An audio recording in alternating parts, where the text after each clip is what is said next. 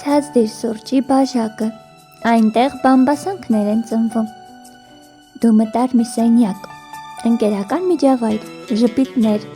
բարի լույսեր և սուրճի հոտ։ Բայց մի քանի րոպե անց սկսվեց,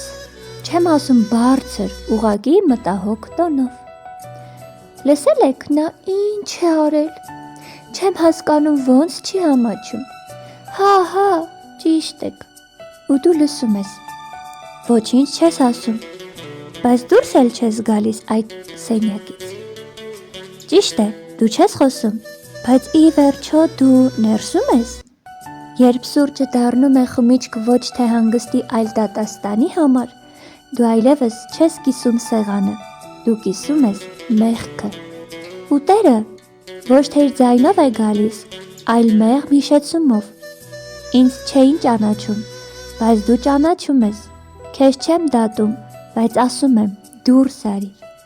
Մի նստիր այն տեղերում, որտեղ ուրիշներին մերկացնում են,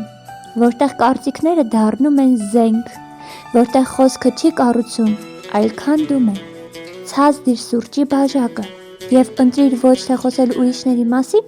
այլ աղոթել նրանց համար։ Երբ դու լուռ դուրս ես գալիս նման սեղաններից, դու ոչ թե հեռանում ես ընկերներից,